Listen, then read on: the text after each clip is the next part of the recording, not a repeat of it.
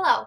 Today I would like to talk to you about the importance as well as the usefulness of online professional learning communities. So, a professional learning community, as defined in Hala's text, is a network of peers on whom a teacher can rely to explore new ideas and offer feedback.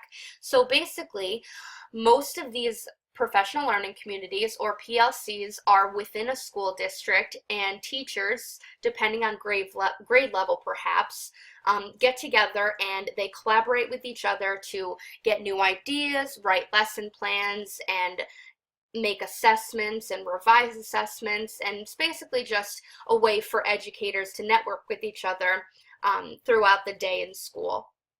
But these professional learning communities can oftentimes be very limiting. You're only getting the same people and the same ideas that keep bouncing back and forth.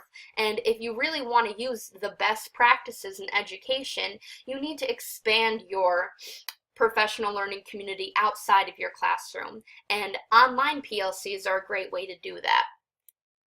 So online PLCs are just professional learning communities that can be accessed via the internet.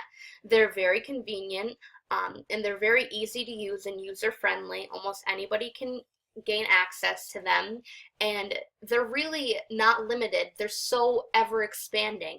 People every day are joining these communities and sharing their ideas, so you're never going to be lost for an idea, and you're never going to be searching for an idea too hard, because people are always adding to these networks.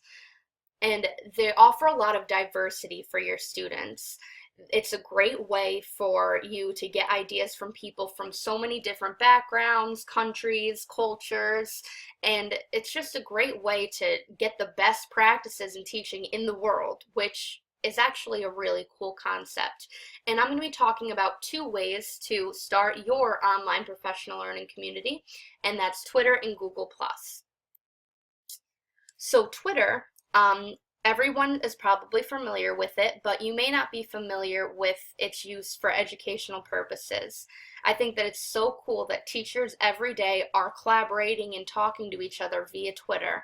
And you can compose your own tweets, so you can add URLs to your ideas and just think about different things and share your ideas with others. You can also follow others, which is really easy to do, and get their ideas as well, and participate in live discussions, which I'm going to be talking about a little later.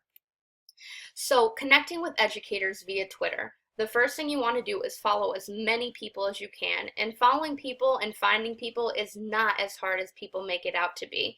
Search bars, you can use them as a great tool to start finding people. Google, if you just Google educators to follow on Twitter, you're going to find a whole bunch of people.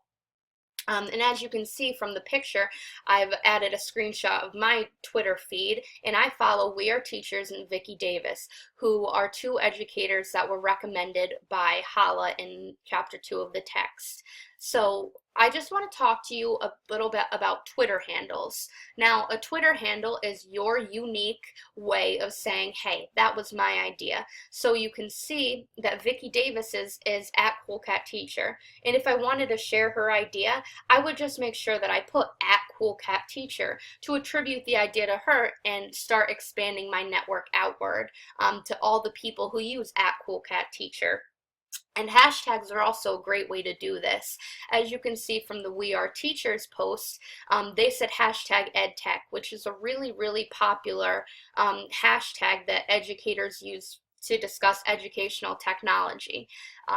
And you can use that and really just start targeting your tweets to who you want them to target. And they're also great for live discussions, which I'll talk about next. So hashtag discussions are a great way for you to start building your network and discussing different ideas with educators. You can start your own, or you can join others, and they happen in real time or after the fact. So as you can see from the picture, there are different hashtags, and these are different live discussions that go on.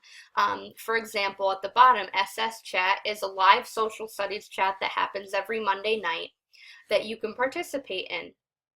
And it doesn't matter if you miss it, because it's all going to be online and you can just catch up later if that's what you want to do. And you can also privatize or make your post public, which is really nice. So if you decide to do a Twitter conversation with your students, all you would have to do is put the handle @HideChat, and then that would make it only visible to the people you want to make it visible to, which is a really great tool because parents might get concerned about their kids on Twitter, but you can assure them that only your classroom will be able to view it, which is really nice. The next tool I want to talk to you about is Google Plus. It's basically a professional version of Facebook. As you can see from the picture that I screenshot of mine, it really kind of does look like Facebook. It's great for classroom use, and it's a good alternative and professional alternative to Facebook in your classroom if you want to start a Google Plus page. It's also a great way for you to collaborate with others using the different tools. There's Google Docs, Google Slides, and you can really use those to start editing documents with your peers. And it's a great way for example, for teachers to collaborate via Google Docs on one lesson plan that they might be editing together.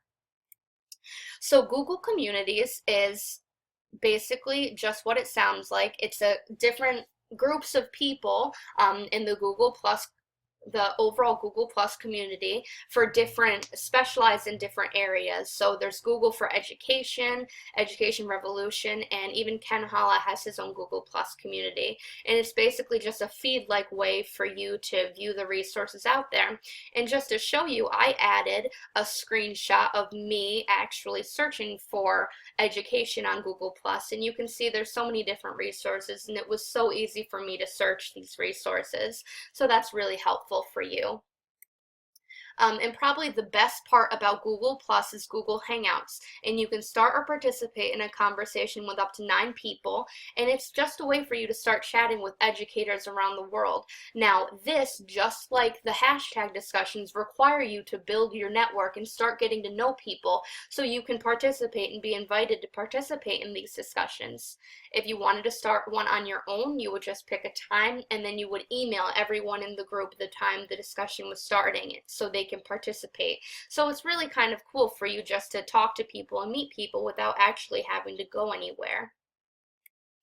So I really want you guys to get started with this today. I know I felt overwhelmed when I got all of this information first. So the first thing you can do is start by creating a Twitter account and following as many people as you can using the search bars like I recommended, or finding or creating a hashtag to start conversations. And to use Google Plus, you could just have your Google account. If you don't have one already, start one and just build your page and start joining different communities and start really experimenting with the Hangout idea. You can do this by just being in your classroom and having everyone kind of starting the Hangout, 9 people, or in a professional development seminar. You can have the teachers within your group start doing the Hangouts, and then you can start doing them at home, and then you can start doing them with educators from all around the world. It's just really about getting started and expanding your network so you can connect with other people.